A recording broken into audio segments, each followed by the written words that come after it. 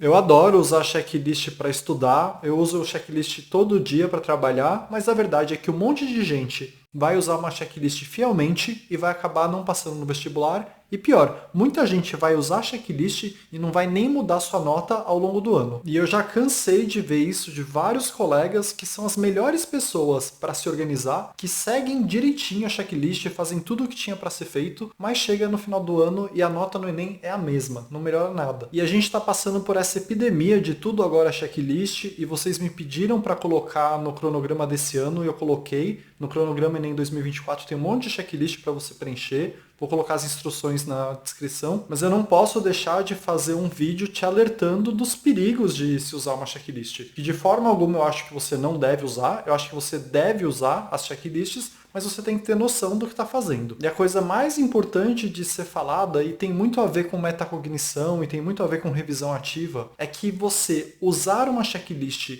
e preencher completamente essa checklist te dá uma falsa sensação de estar estudando direitinho. O ponto é, você fazer uma checklist não quer dizer que você aprendeu aquilo que você anotou na checklist que fez. Então você vai ao longo do ano tendo as suas aulas sobre os tópicos, fazendo questão sobre os tópicos e ir lá preenchendo a checklist de fiz isso, fiz aquilo e parece que está tudo indo bem. Mas isso não garante em absolutamente nada que você aprendeu aquilo que você fez. Então você precisa ter um mecanismo seu independente das checklists para checar se você realmente está aprendendo aquilo que estudou. Para ser ainda mais claro aqui, não adianta você estudar tudo e fazer tudo o que tem numa checklist se depois de 2 semanas que você estudou aquilo você esqueceu. Se chega no dia da prova e você não sabe fazer as questões relacionadas àquilo que estudou. Então você tem que ter um super cuidado de quando usar uma checklist ou até mesmo cronograma, de tempos em tempos parar para analisar se aquilo que já passou, aquilo que você anotou como feito,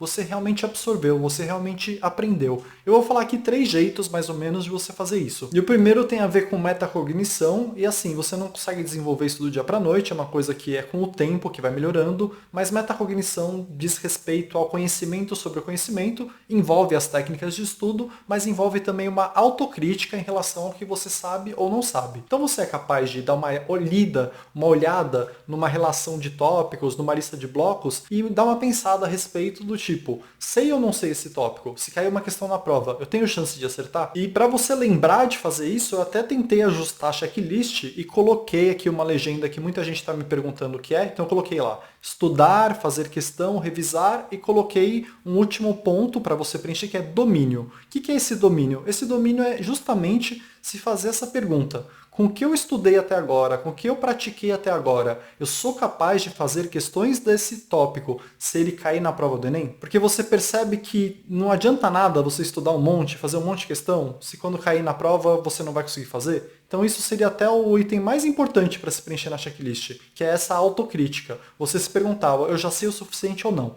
Então o primeiro jeito, mais simples, mas que demora para desenvolver, é desenvolver essa autocrítica. Os outros 2 jeitos são um pouco mais práticos e você pode começar a fazer hoje. O segundo jeito se refere às questões, então você pode simplesmente pegar uma lista de questões daquele bloco, uma lista inédita e tentar fazer as questões. Se você está acertando a maioria delas, você pode considerar que realmente aprendeu a fazer. Mas se você está fazendo uma lista inédita daquele assunto do Enem e está errando mais da metade das questões ou metade das questões, isso quer dizer que apesar de você ter estudado um monte, você ainda não aprendeu de verdade esse tópico, porque se cair questões inéditas na prova, você vai errar. Então você tem que colocar um alerta para você mesmo para rever esse tópico. E tem que entender que, mesmo você tendo feito esse tópico já, tendo colocado na checklist, isso não importa tanto, porque você não aprendeu de verdade. Você precisa voltar no tópico e reaprender ele. E aí um último jeito que dá para você fazer hoje mesmo, mas é um pouco mais avançado, é revisão ativa. Você é capaz de fazer uma revisão ativa desse tópico que você já estudou, desse bloco que você já estudou? Se você é capaz de fazer uma revisão ativa, dá para você entender que você sabe bastante desse tópico. Dá para você considerar que o estudo que você fez em relação a esse tópico foi eficaz o suficiente para você lembrar o suficiente para conseguir fazer essa revisão ativa. Se você vai lá e tenta fazer uma revisão ativa e não consegue, talvez você não tenha aprendido esse tópico, mesmo que você já tenha estudado ele. E aí, para quem não sabe o que é uma revisão ativa, eu vou colocar no final desse vídeo um link para um vídeo explicando o que é revisão ativa, explicando o que é revisão espaçada, porque são recursos ótimos para você aprender, memorizar mais